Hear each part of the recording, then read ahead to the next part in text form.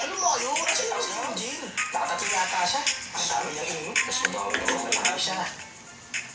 Parang pinapalabas siya lang. May ginawa kaming masama. Ito ba kayo dito?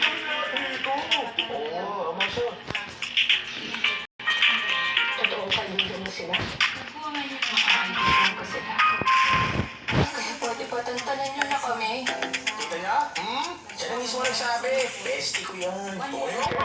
Nakakakuyo ng puso. Nag-transfer mo lang yung sensya. Madami yung ilabang na batas. Pasensya na po. Pasensya na po. Napansin namin na bukas na yung makina. Na-curious kami. Kaya lang, hindi na. Tama siya. Mga nilong kami. Mga bata pa kami. Titip na kami. Ganun talaga kami mga teenager. Tingin mo mga kriminal kami. Sir, talagang pinasisiyar namin ang ginawa namin. Pasensya na, sir.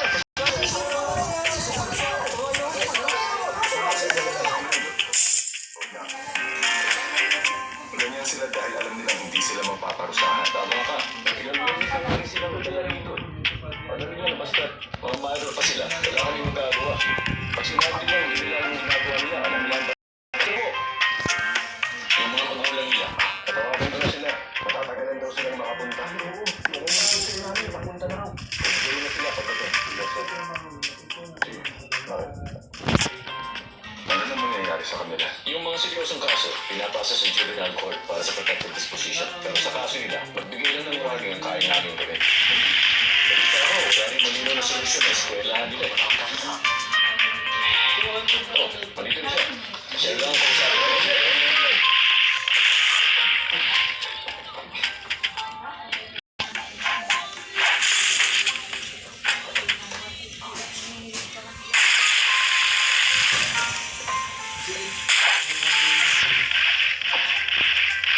Mauna na po kami. Pumunta kayo bukas na umaga sa office.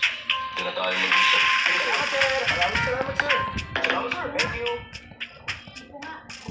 Okay na kami. Ako kami ninyo. Yan na siya.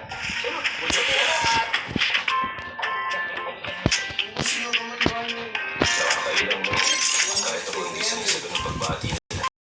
Nag-aalang TV do kayo. Oo, kapatid. Excuse me, sandali lang.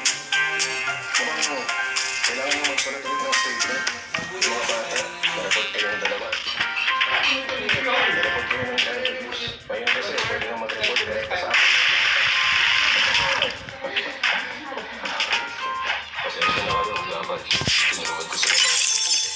Wala yun, hindi mo dapat hiningi ng tawad ko. Nakakayong sabihin ito. Pero sobrang gulo sa school dahil sa kanila. Alam kasi nila na walang magagawa ang matatanda sa kanila. Wala ka bang magagawa sa school rules mo? Mukhang bibig nila na minors sila sa kanya sa kanila school. Mahirap din yung kaya sila. Dahil compulsory ang middle school dito sa atin. Oh. Natalo kayo ng mga minor de edad. Yes, sir. Sabi nila parang karangalan mula sa lahat ang magiging batang kriminal. Kaya kahit special forces walang pinagmat sa kanila.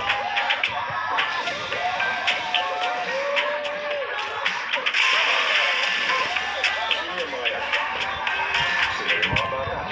Mga hindi natin iwan.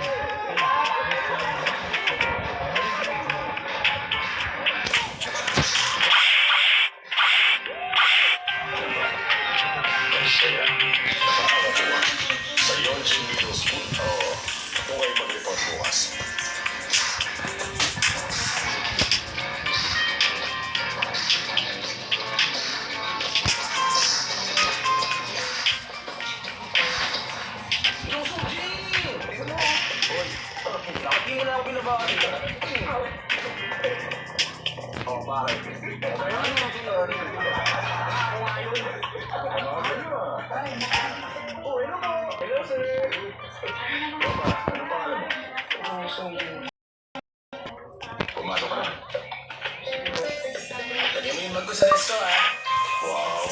na pala pumasok.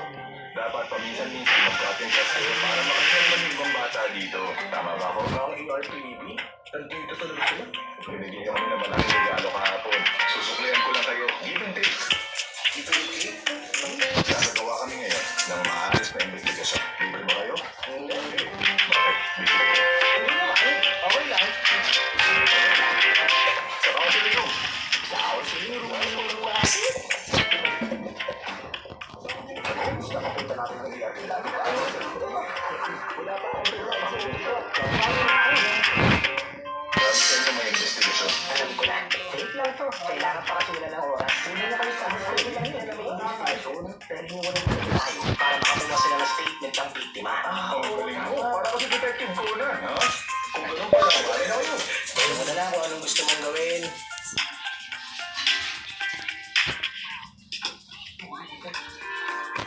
Sagutan mo na lang. Walang ibang makakaalam sa lahat ng sasabihin mo rin. Ano ba kalimdam ni Minji o nakita mo iba silang nilas? Hindi pa nangyari yun. Wala po. Hindi ko talaga siya kaibigan. Wala akong kinalaman dyan.